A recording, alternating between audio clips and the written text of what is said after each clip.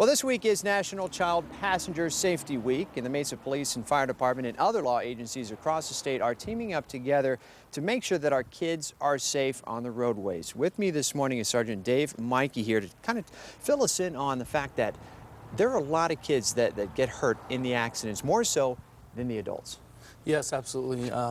National statistics show that the leading cause of death for children age 1 to 13 is car crashes. Wow. Beats out all the other issues, drowning and any medical issues they have. So very significant factor for us. What's the main reason for that? Well, we would like to think that a significant cause of that is improperly installed car seats or improper use of car seats. So we've come out today to try and show your viewers how to properly install them and how to use them.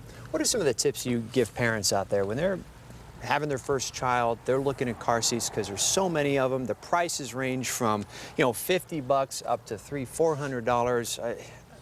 I mean, do you get a better car seat if you spend $400 and your child's safer than the $50? We don't want to say that, and we wouldn't push a particular brand, but there's a cardinal rule for us, 3 rules actually, and most important is make sure the car seat fits your child, make sure the car seat fits your car, and then make sure it's installed or used properly. And the way to do that is to consult the manufacturer's instructions. You can go online. There's a lot of information online.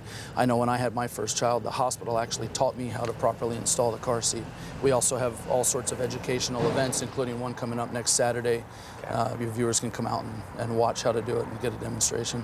One of the professionals out here is Detective Charles Pesterfield, and you've got a couple different car seats and boosters. I'm glad you brought these.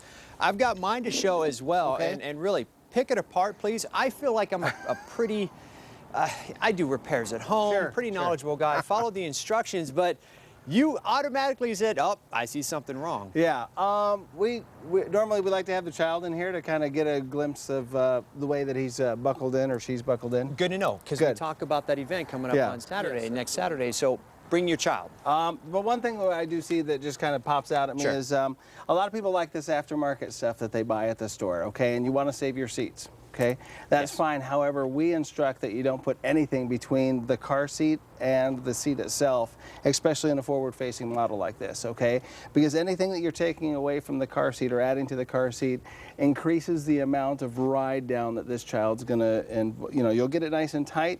However, this is not is what we recommend you to do. Okay, it's your child. If you want to save your seat, it's completely up to you. But we're more important about the child and keeping the child safe here. Good to know. So nothing in between the child seat and this. Not even a sheet. Not even a sheet to protect your seat. Okay. Don't worry about your seats. We're more worried about the child safety. So in a case like that, and then again, what we want to do is make sure that this is in here correctly.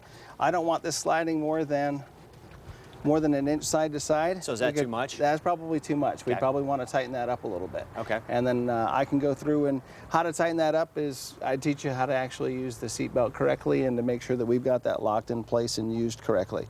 You do have the top tether in there, which is good. I like to see that because that helps to reduce the amount of head excursion that was mandated by federal motor vehicle safety Explain standards. that to people. Head excursion? No, just that top anchor. Okay, the top anchor. Actually, here, we'll grab it from this one. Back here.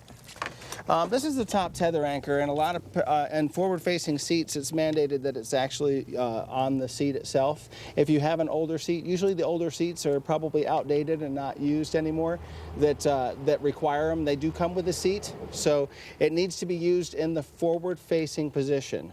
Not all seats will have them used in the rear-facing position. Some do, mind you, but it's all going to be learned about this in this magical book that every seat gets, and it's called the owner's manual, okay? Many people don't take the time to read this. They need to take the time to read this to make sure that they're using the seatbelt correctly, and also grab out the owner's manual of the car to ensure that you're putting this, the seat in a safe location inside of the car. So use both, the owner's manual for this and the owner's manual of your car, and take the time to read through that and find out exactly where you can put this seat safely, and this, that you're using it safely for your child. In your experience, because you go through different levels of car seats. You've got, of course, the first one, the second one, and I'm being very generic.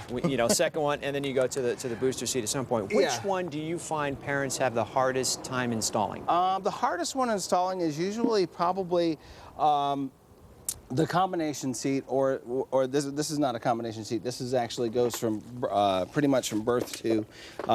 Actually, no, this is a combination seat.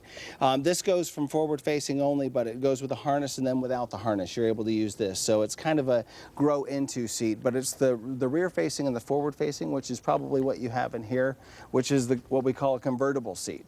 Okay, it went from rear facing to forward facing. Those seem to be the hardest ones because there's two different belt paths. Rear facing, you're going to use this belt path down here as the child's flipped backwards, and then you're going to use the correct belt path, which you've got yours in here, up here for forward facing. Gotcha. That seems to be really confusing with parents, especially if it comes with the lower anchor system. So, and that's a whole another thing. Detective Pesterfield, hey, thank you very you're much. welcome very much. Thanks for breaking that down for us. You bet. Real quick, Sergeant Mikey, the event is next Saturday. From what time to what? Yes, next Saturday, it's from 9 to 11 a.m. at the Walmart, in the parking lot at Walmart at Country Club and Baseline. It's 240 West Baseline in Mesa. Wonderful. Thank you very much. Thanks guys, for coming in and doing that. And again, bring your child down with the car seat they recommend to make it fit properly. More Good Morning Arizona coming up after the break.